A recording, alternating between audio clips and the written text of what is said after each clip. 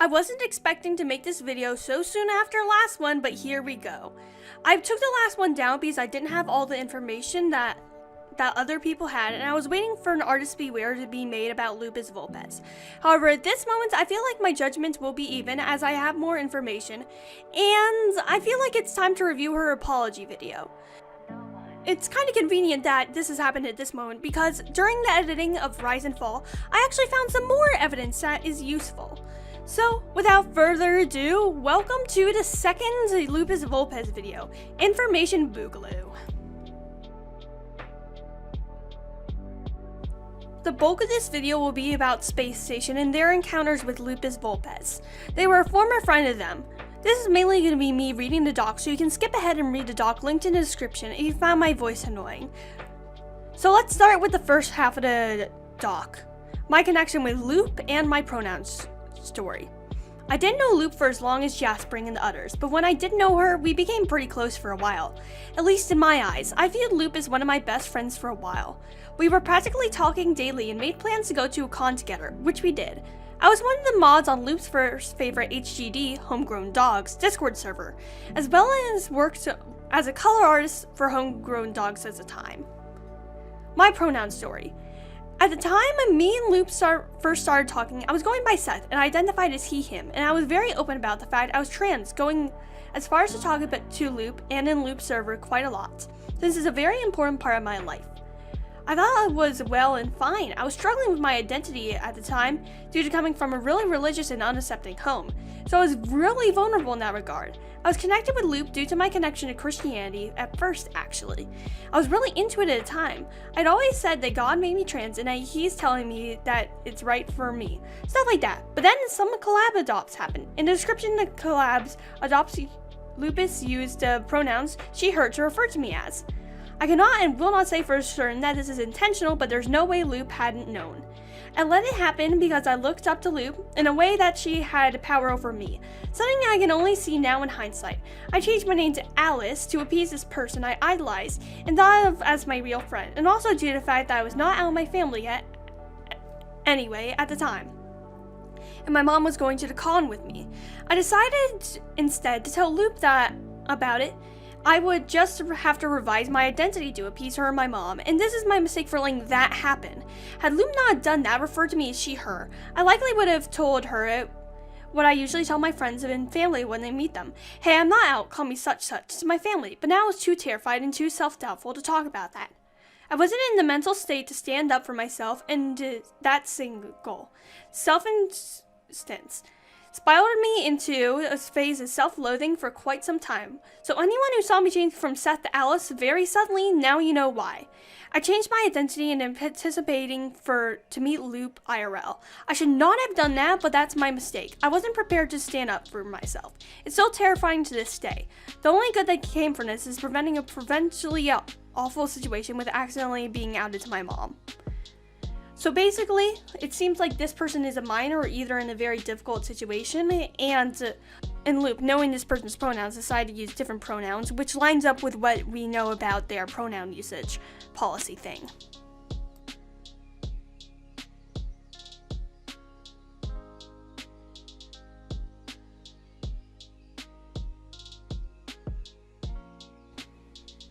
Two major things of note happened at the convention I went to with Loop. Loop talked to me about Jensen and a stalker. 1. I will not be talking about the details of the story Loop told me at the convention about her ex. It was a personal story and I'm not sharing people's personal stories no matter how shitty they are. However, there's a thing that I wanted to note about the talk. I didn't know Jensen. I met Loop post-Jensen. I vaguely knew of him, but not enough to know what I was being told about Jensen until after I talked to Loop's longer friends about Jensen. As you guys probably know, Loop was Jensen's ex and also trans. That info was all public. When Loop was talking to me, she referred to him as my ex and she and her. At the time, I remember thinking, Loop dated a girl? Because I had no idea and it was quite surprising to me.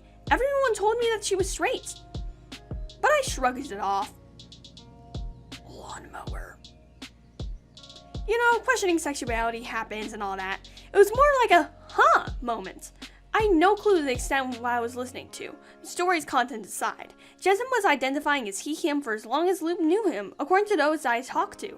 The info was revealed to me only post-con.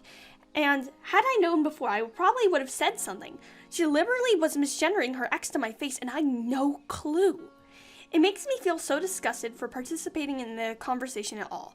I don't care how much a person hurt you, misgendering is not okay. After finding this out, it made me think about the misgendering that occurred to me. If it was only me, I wouldn't have said anything despite how it affected me, since I never got the chance to talk to Luke directly about it. But after this, I can't help but see it as possibly intentional. So here is 2 instances of Luke misgendering someone, which is really triggering. So let's get on to the con stalker stuff, which is probably not important to the general Luke story. The con stalker, there was this guy hitting on both me and Luke pre-convention, trying to get with us. Goodness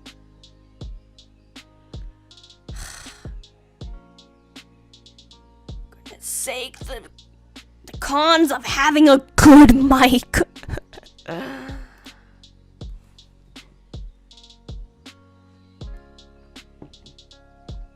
2. The con stalker. There was this guy who was hitting on both me and Luke pre-convention, trying to get with us. He confessed his love to me despite at the time me being very open about my asexuality and not being interested in a relationship at that time.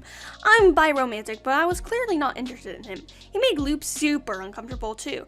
I was shocked to find out that he was also going to the convention that we were going to, and it made both me and Luke real nervous. Thankfully, nothing bad happened that I'm aware of at the convention, but he was following us around. I tried to make my discomfort clear with him without being rude, but I don't think it made it across. I tried to make my discomfort... At some point, he did put me into a panic attack, and I had to get my mom to walk me to a panel I was going. It was terrifying, but nothing bad happened at the con.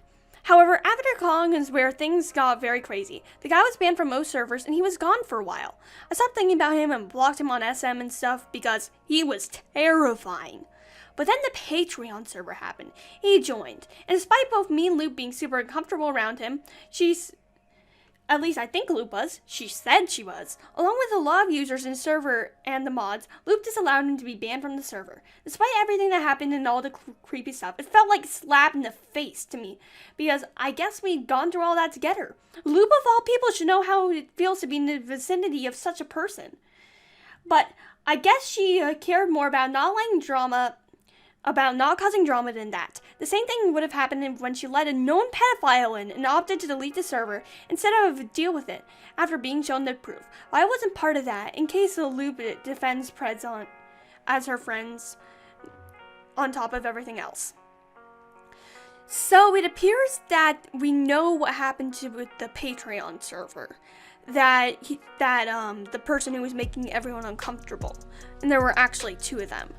It appears that Luke doesn't really like confrontation, which means that her handling of the drama really isn't her strong suit, which we'll get to later.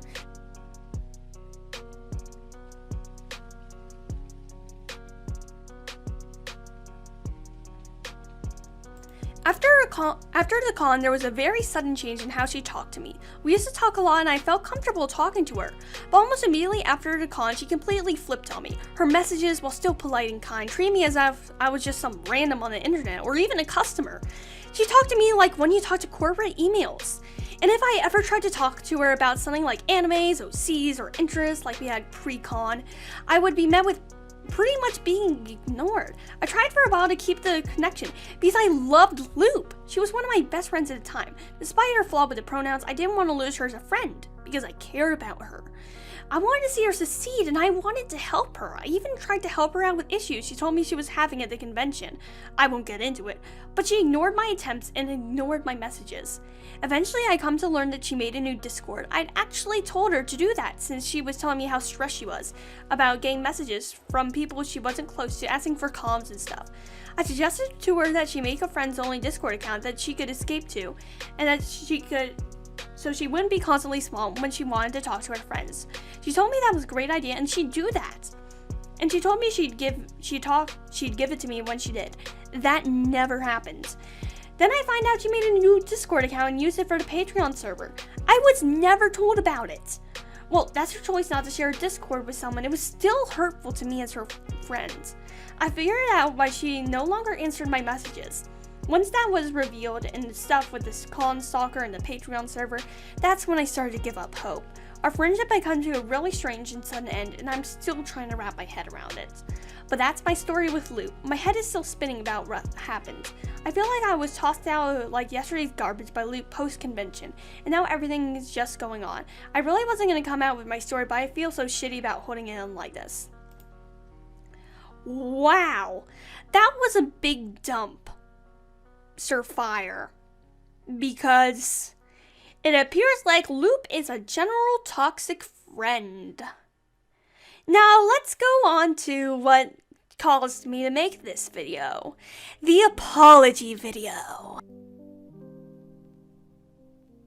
Please ignore the ominous thunder that is occasionally booming in the background. I do not control the weather.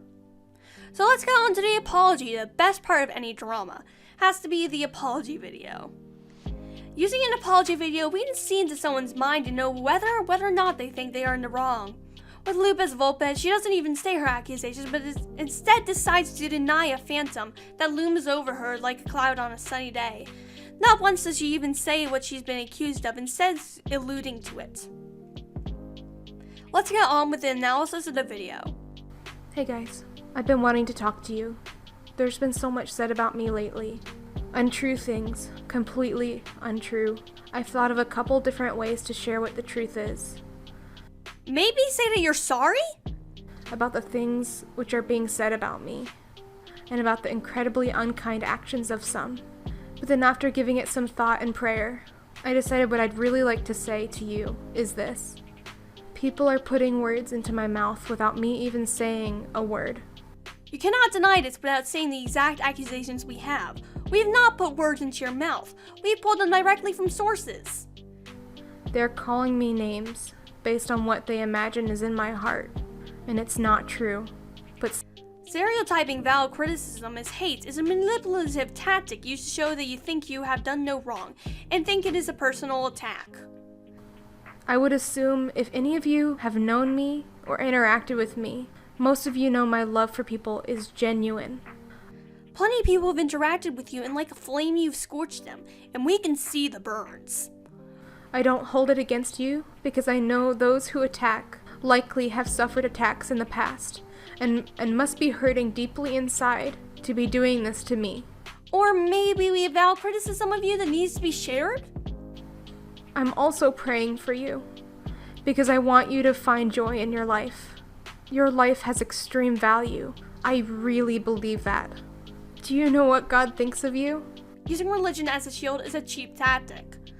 Before you existed, he thought, the world wouldn't be complete without one certain person I have in mind. And then he created you. He wanted you to be here. He created you and knew you even before you were born. The rest of the video is like this, so let's skip ahead. I know because he's pulled me out of a crowd and called me by name. It's really not about me though.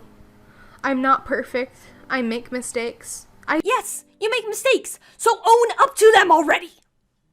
The rest of the video is just preaching. LupisVulpes danced around the entire issue and managed to make a fool of herself while doing so. In total, it's unfortunate that someone who has had such an impact on many animators is so blinded because of her faith. Faith doesn't make you blind, but ignorance does, and she is willfully ignorant. Several people have tried to explain to her LGBT issues and such. However, it appears that she's fallen even more down the rabbit hole that she was already entrapped in. If you like this video, then please subscribe. Only 1% of people who view my videos are subscribed, and I'd like to get that up.